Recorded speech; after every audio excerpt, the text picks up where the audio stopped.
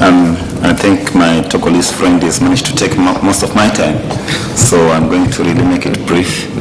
For Zimbabwe, when it comes to directing of resources, everything flows from the strategic plan which is set. So what the Commission has two twin mandates, which is the tariff one and the competition one. So right at the beginning, they said, we have our 3-year strategic plans, which follow the term of office of our commissioners. So during that time, they set up key research areas, based on prioritization for the 3-year periods reviewed annually. So as such, from there the operations departments, they set up their work plans based on those priority areas, which means the resources have to be directed to those 3 areas. But for those 3 areas to take place, we have to look at inputs, management, and outputs, as Sean was saying. So which is human resources, financial, and the time for that. For human resources, we can say that the Commission has got a staff establishment of 45, but with 25 in place.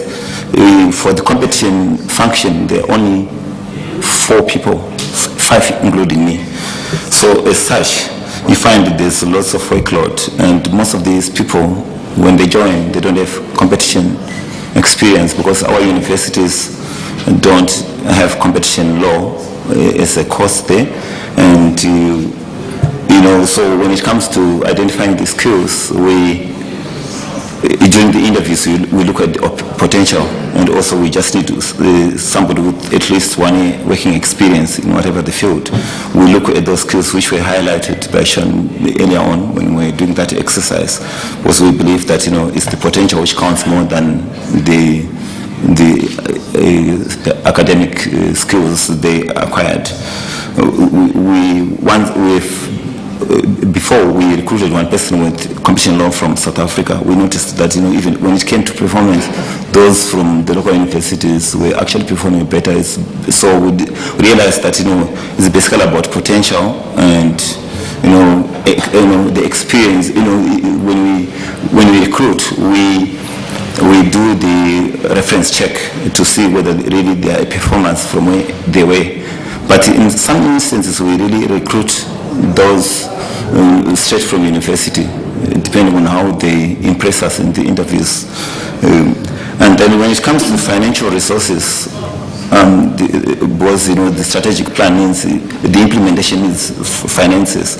We find that we've got 3 major sources of finances, which is the government grant, major notification fees, and the trade levy, which is about 0.05% from all imports and exports. So, and then the other resource which we look at in directing resources is the time which we take in examining cases. And then when it comes to the requirements which are there, the training, capital, operations, and obviously general administration that has to come into play for the cases to be done. But the challenge which we have is that the Act obliges us to look at every case which is brought before us.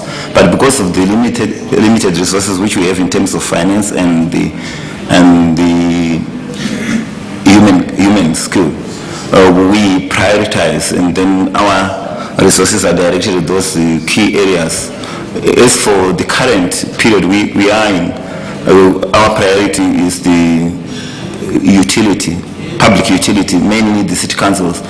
Our Act allows us to look at those as far as the provision of economic activities are concerned.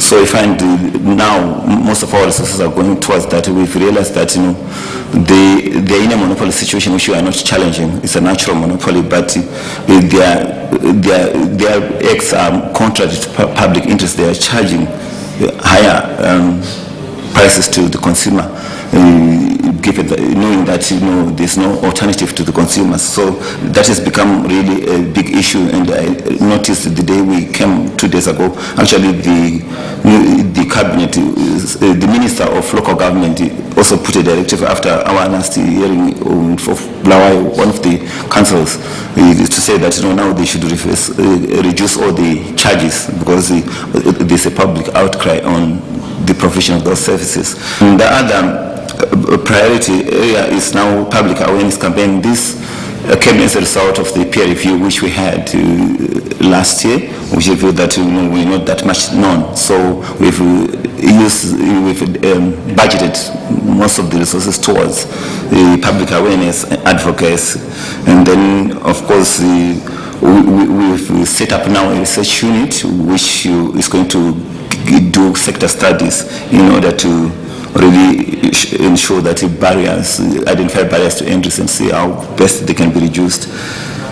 When it comes to enforcement, like I said, we are really understaffed and there's really no optimal caseload because as of now we only have 2 people in office that are away on their studies. So which is really, we understand it's very unhealthy situation, but we've got no choice because every case which comes it has to be attended to. Though in our priority to the complainant would be like we're doing all cases, but we know our resources, we give priority to the high impact cases.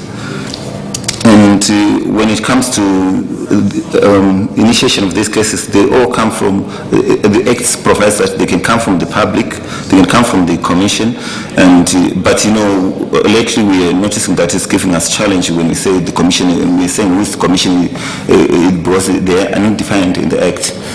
According to our Act, the commission is basically talking about commissioners, but then you can't have the commissioners bringing cases for investigation and then adjudicating on those.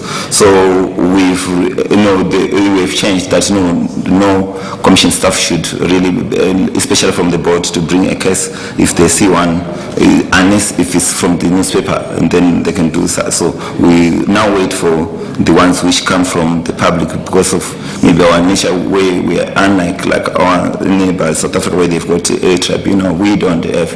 We only have that board which is almost same floor with us. On non-enforcement, we've realized that our salaries are very low compared to maybe to other jurisdictions.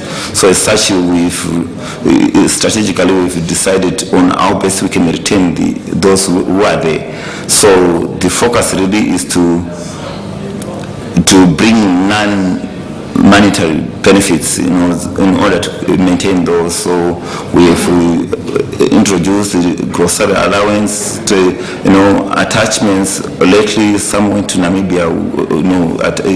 They do such tours with other competition commissions, and also now job rotation between the tariffs division and the competition division, and then. Also, since they do investigations, we are centralized, don't have satellite offices in other towns. So you find the cases, the investigations really take to all the towns. So as such, the 10 days allowance, it's been raised to equivalence of the improved. It's been raised to the equivalence of the approved. So we find it's also an incentive for them. As for training workshops, we really encourage, because we're limited on resources, so we encourage to download someone's ICN website, and we do on-job training, but we're also facilitating external training. So now we encourage that on a rotational basis they go to external workshops. But also this is also based on performance review. We also identify where they are lacking, and then we give them, they become a priority in such areas. So in short, that's what I can say in our directing of resources. Thank you.